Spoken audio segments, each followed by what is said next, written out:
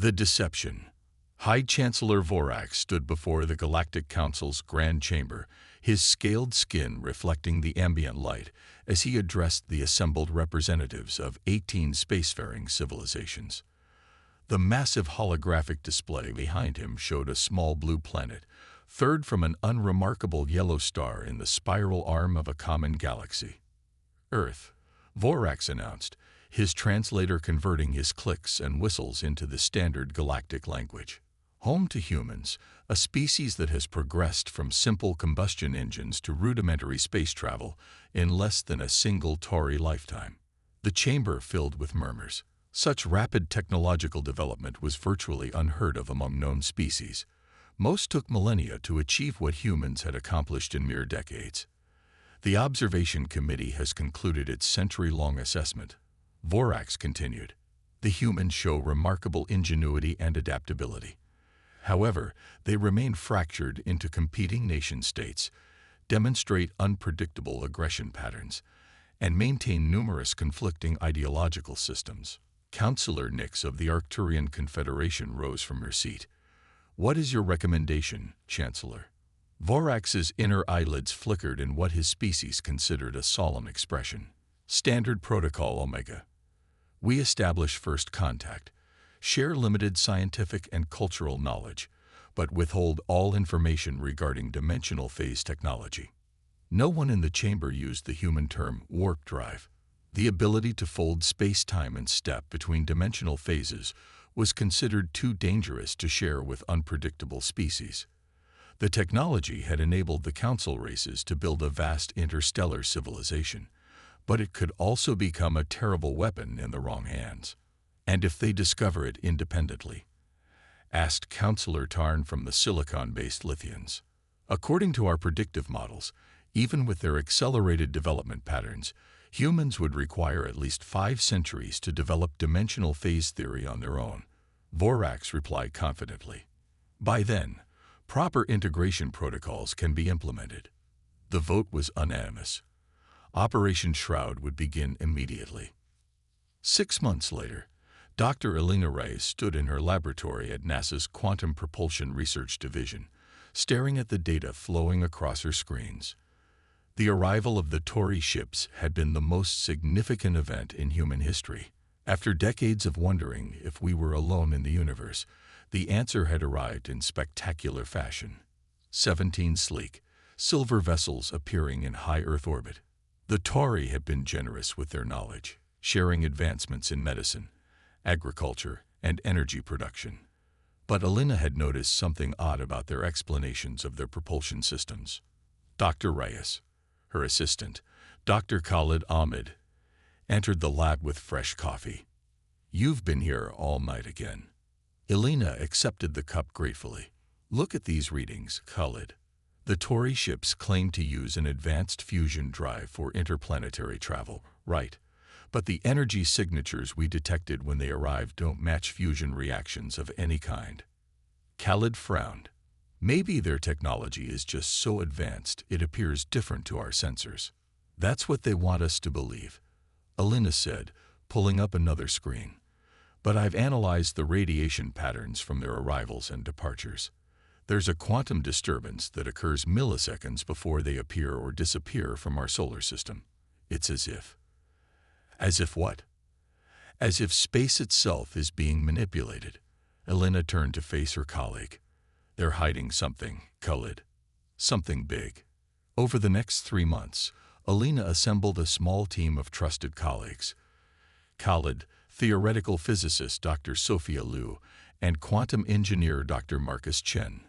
Working after hours and on weekends, they installed sensitive detection equipment around the solar system, disguised as standard research instruments. Their breakthrough came when a Tauri diplomatic shuttle made an unscheduled departure from Earth orbit. Elena's sensors captured a complete energy profile of the event. I can't believe what I'm seeing, Sophia whispered as they analyzed the data. The shuttle had created what could only be described as a momentary rupture in space-time, a bubble of altered physics that enveloped the vessel before it vanished entirely. They're not just bending space, Marcus said, his eyes wide. They're shifting partially outside our dimensional plane and then re-entering at their destination. It's not just faster than light travel, it's instantaneous transportation across vast distances. Elena nodded, which explains why they told us FTL travel is impossible. They're not just withholding technology, they're actively lying about the fundamental physics of the universe. But why? Khalid asked. Control, Elena replied simply. If they're the only ones with this technology, they control everything. Trade routes, cultural exchange, diplomatic relations. They position themselves as benevolent mentors, but they're keeping us confined to our solar system while they have the freedom to travel anywhere instantaneously. The implications were staggering. The Tory had presented themselves as guides helping humanity join a galactic community. But now Elena suspected the truth was far different. Humanity was being deliberately stunted, kept technologically inferior to maintain the existing power structure. So what do we do? Marcus asked. Elena's expression hardened with determination. We build our own. Aboard the Tory flagship Eternal Horizon, Science Officer Zirax reviewed security reports with growing concern. The monitoring systems had detected unusual activity at several Earth research facilities, particularly at a location called NASA. The humans are developing more sophisticated quantum detection equipment, Zirax reported to Fleet Commander Ardex. According to these readings, they've captured detailed scans of dimensional phase transitions. Ardex dismissed the concern with a wave of his six-fingered hand. They may have recorded the energy signatures, but they lack the theoretical framework to understand what they're seeing. Remember, their physicists still believe quantum entanglement cannot transmit information. With respect, Commander, I've been studying their scientific progress. They're advancing far more rapidly than our models predicted. This human scientist, Elena Reyes, has published theoretical work that comes dangerously close to dimensional phase principles. Impossible, Ardex replied. Our most advanced civilizations took thousands of years to develop dimensional phase theory. These humans have barely mastered basic nuclear fusion. Zirax hesitated before continuing. Sir, I believe we may have underestimated them. Their adaptability and cognitive flexibility are unlike anything we've encountered. They make conceptual leaps that defy conventional developmental patterns. Commander Ardex studied the reports more carefully. Increase surveillance on these scientists, but take no direct action. The Council was clear. We observe and contain, nothing more. Even if they suspect something, they lack the technological capacity to verify their theories. But as Zirax left the command deck, doubt lingered. The humans were proving unpredictable in ways the Tory had never anticipated. In her lab, Elena stood before a device that represented 6 months of clandestine work. They called it the phase bubble generator, a complex arrangement of superconducting magnets, quantum field manipulators, and exotic matter containers. The power requirements are enormous, Marcus warned as they prepared for their first test. We're channeling almost half the output of the entire facility. Elena nodded. We've taken every precaution. If anything looks wrong, we shut down immediately. The team initiated the sequence. The machine hummed to life, drawing massive power as specialized fields began to interact. Strange lights danced around the apparatus as quantum effects became visible to the naked eye. Everything proceeded according to plan until a power surge caused an unexpected feedback loop. Alarms blared throughout the facility as circuit breakers tripped. Emergency lighting activated as the main power failed. Shut it down, Sophia shouted, rushing to the emergency controls. But before they could react, something extraordinary happened. For 4.2 microseconds, barely enough time to measure but captured perfectly by their instruments, a microscopic bubble of warped space-time formed in the center of their apparatus. In the sudden quiet after the power failure, they stood frozen, staring at the backup monitor displaying the final readings. We did it, Elena whispered, her voice filled with awe. We created a phase bubble. The implications were staggering. What the Tory had claimed was impossible had just happened in their lab. Not only was dimensional phase travel possible, but humans had just taken their first step toward achieving it independently. It was unstable, tiny, and lasted less than 5 microseconds, Khaled said, examining the data. But the principle is sound, Elena replied, her voice growing stronger with conviction. The Tory lied to us, and now we can prove it. As emergency generators restored power to the lab, the team gathered around the damaged equipment, already planning modifications for their next attempt. Outside, through the laboratory windows, they could see a Tory observation ship hovering in the night sky, watching, but not yet aware that their greatest secret had just been uncovered. The breakthrough. Aboard the Tory flagship, alarms sounded as monitoring systems detected an unexpected energy signature from the NASA research facility. Impossible, Security Chief Kelder muttered, staring at the readings. This energy pattern matches a primitive phase bubble. Commander Ardek studied the data with growing alarm. Could it be a malfunction in our sensors? Negative, Commander. We've confirmed with 3 independent monitoring stations. The humans generated a microscopic dimensional phase bubble. It collapsed almost instantly, but the signature is unmistakable. Ardex paced the command deck, his usual composure shattered. This development defied all predictive models. How? How have they progressed so quickly? Science Officer Zirak spoke up. I've been studying their research patterns, sir. They don't advance linearly like most species. They make intuitive leaps, connecting seemingly unrelated concepts, and they collaborate unusually effectively, building rapidly on each other's discoveries. The Council must be informed immediately, Ardex decided. This changes everything. 3 months later, Elena's team had overcome their initial setback and constructed a more refined prototype. Hidden in an underground facility disguised as a storage bunker, the phase shift engine was considerably more sophisticated than their first attempt. The power distribution is stable, Marcus reported, monitoring the energy flow. Quantum field integrity at 98% and holding. Elena nodded. Begin the phase sequence. This time, there were no alarms, no power surges, just a soft hum as the machine activated. In the center of the apparatus, a perfect sphere of distorted space-time formed, growing to the size of a baseball before stabilizing.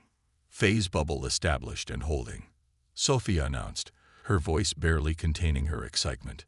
Dimensional shift at 0.3 on the Planck scale, exactly where we predicted. The bubble pulsed with an inner light that seemed to come from somewhere beyond normal space. It was beautiful and terrifying all at once, a window into the fundamental fabric of reality itself. Now for the real test, Elena said, nodding to Khaled. He carefully placed a small probe, equipped with sensors and a camera, on a mechanical arm and extended it toward the bubble. As the probe touched the shimmering surface, it passed through without resistance and vanished. For 10 seconds, nothing happened. Then the monitoring station erupted with incoming data.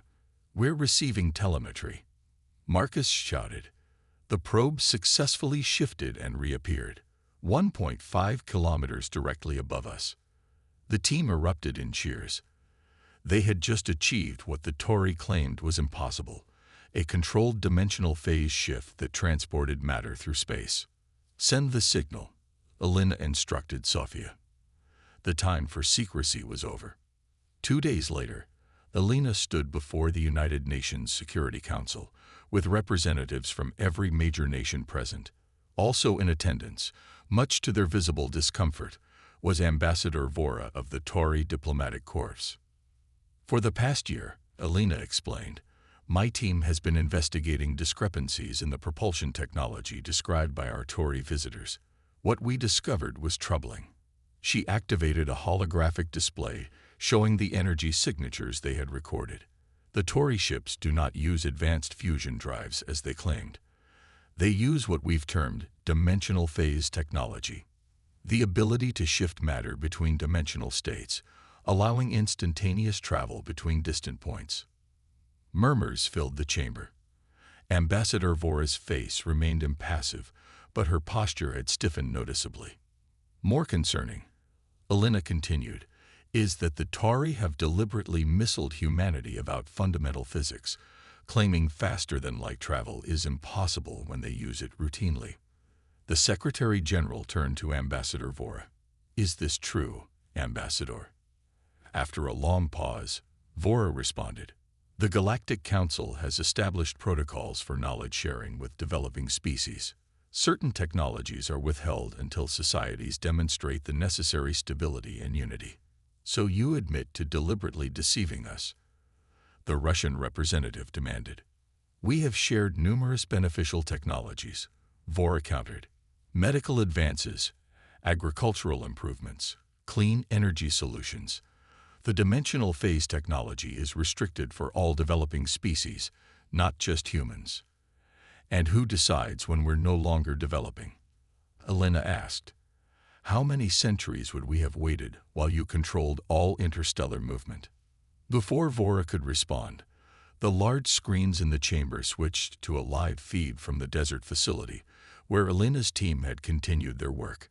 It showed Marcus standing next to their latest prototype, a sleek, pod-shaped device about the size of a small car. This is a demonstration of human-developed dimensional phase technology, Elena announced.